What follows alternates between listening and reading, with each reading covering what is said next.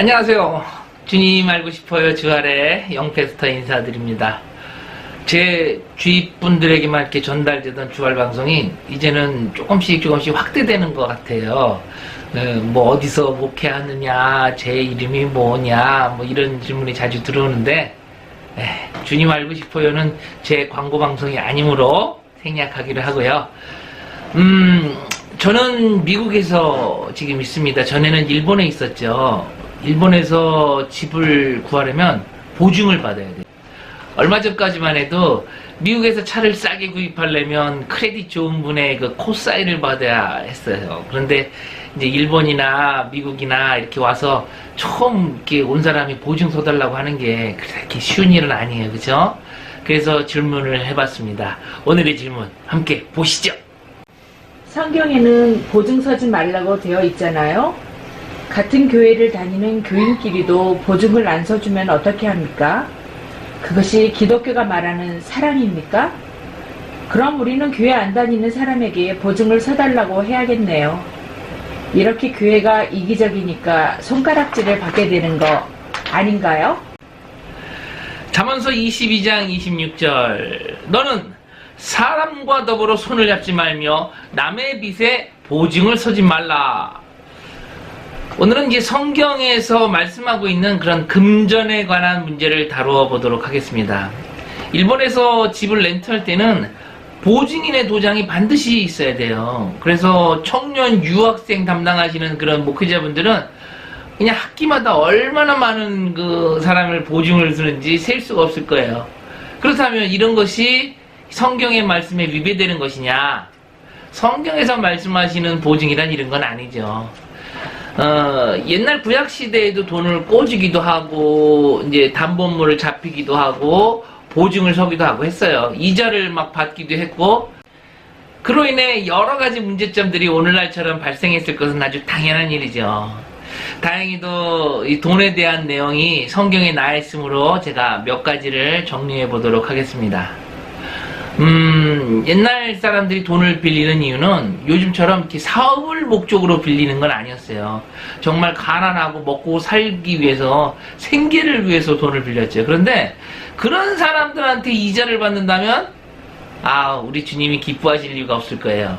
레위기 25장 36절에서 37절 너는 그에게 이자를 받지 말고 네 하나님 여호와를 경외하여 네 형제로 너와 함께 생활하게 할 것인지 너는 그에게 이자를 위하여 돈을 꿔주지 말고 이익을 위하여 네 양식을 부어주지 말라. 그런데 어느 사회 어느 시대든지 그런 것들을 악용해서 그냥 거짓을 행하는 사람들이 있었죠. 그래서 저녁에 돈이 생기니까 이제 잠시 돈을 좀 빌려달라 이렇게 하면서 도망가는 사람도 있었겠죠. 그런 사람들을 위해서 담보물을 좀 받기도 하죠. 왜 담보물 그 창세기에 보면 그 유다의 며느리 다말을 그 거리의 여자로 착각하고 담보물로 도장과 지팡이를 주는 그런 사건이 있지 않습니까? 설령 그렇게 담보물을 받았다 할지라도 그가 갚을 능력이 없다는 걸 알았을 때에는 어떻게 해라? 다시 돌려줘라 라고 성경은 말하고 있습니다. 출애굽기 22장 26절 네가 만일 이웃의 옷을 전당 잡거든 해가 지기 전에 그에게 돌려보내라. 추운 밤에 옷이 없어서 덜덜덜덜 떠는 모습을 우리 주님은 참을 수가 없다. 이런 말씀일 것입니다. 전당 잡을 때에도 이 기본적인 삶의 문제가 되는 것은 금하고 있어요. 사람이 맷돌이나 그 윗짝을 전당 잡지 말지니 이는 그 생명을 전담 잡음이라. 그런데요, 그 이자에 받는 거에 대해서 내가 조금만 이야기 좀 하고 넘어가야 될 것 같아요. 에스겔서 18장 13절 별일을 위하여 꾸어주거나 이자를 받거나 할진대 그가 살겠느냐? 결코 살지 못하리니 이 모든 가증한 일을 하였은즉 반드시 죽으리라. 자기의 피가 자기에게로 돌아갈지라. 이자놀이, 돈놀이, 뭐 대출업 이런 거 하지 말라는 말씀인 것입니다. 이것은 가증한 일이고 반드시 죽을 것이다 라고 말씀을 하십니다. 잠언 22장 16절 이익을 얻으려고 가난한 자를 학대하는 자와 부자에게 주는 자는 가난하여질 것이다. 이런 말씀들을 우리가 그냥 율법으로 읽으려고 하고 지혜로 읽으려고 하지 마시고요. 아, 하나님은 어떤 것을 좋아하시고 어떤 것을 싫어하시는구나, 이런 거를 느끼시면서 우리가 읽으시기 바랍니다. 돈을 꾸어야 할 정도로 가난한 사람들한테 이자놀이를 한다, 이거 하나님이 용서하지 않겠다, 이런 말씀이신 거죠. 그런데요, 성경에 이자를 받으라는 구절이 있는 거 아시나요? 신명기 23장 20절. 타국인에게 네가 꾸어주면 이자를 받아도 되거니와 네 형제에게 꾸어지거든 이자를 받지 말라. 그리하면 네 하나님 여호와께서 네가 들어가서 차지할 땅에서 네 손으로 하는 범사의 복을 내리시리라. 이 말씀 잘못 해석하면 또 그냥 이기주의 기독교라고 막 공격이 들어올 것입니다.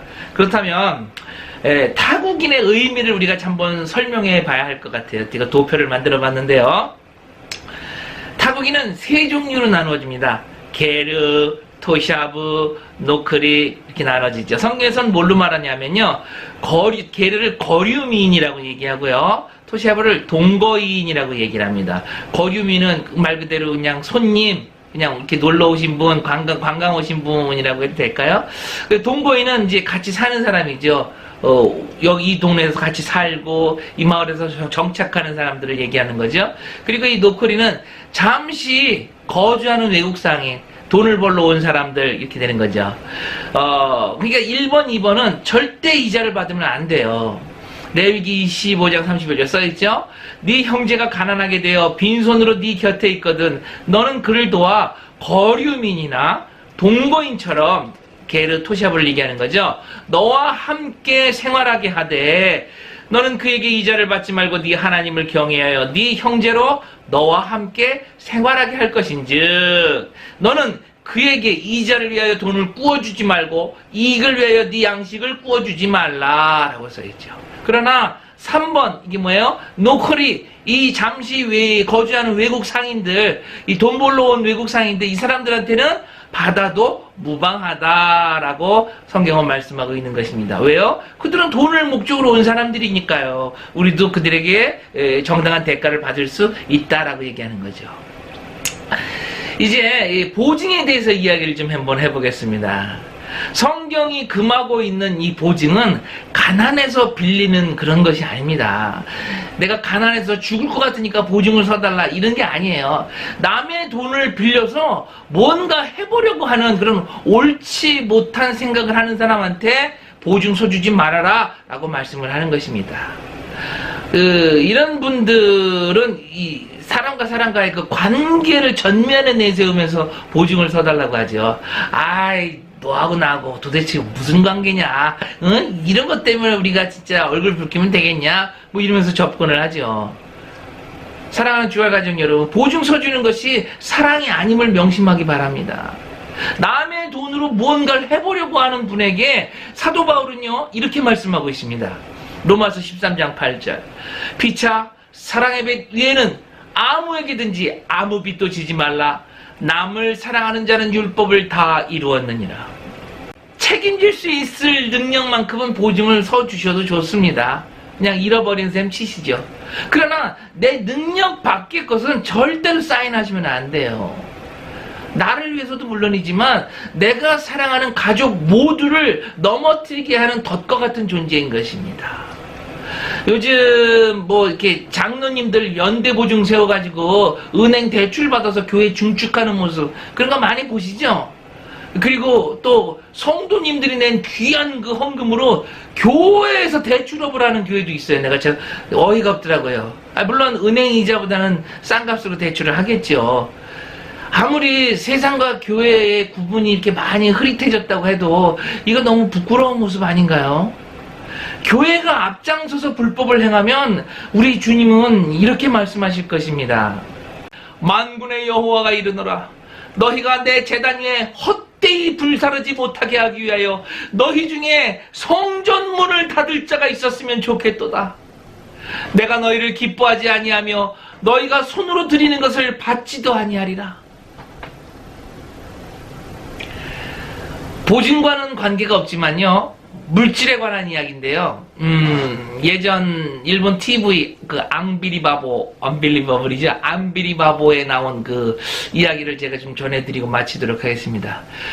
일본은 여러분이 아시다시피 그 선교사의 무덤이라고 할 정도로 선교하기가 참 힘든 곳이에요. 근데 이제 방송 내용입니다. 일본의 어느 오래된 교회를 담당하고 계시는 목사님이 재정 문제로 이제 교회 문을 닫아야 할 처지가 됐어요.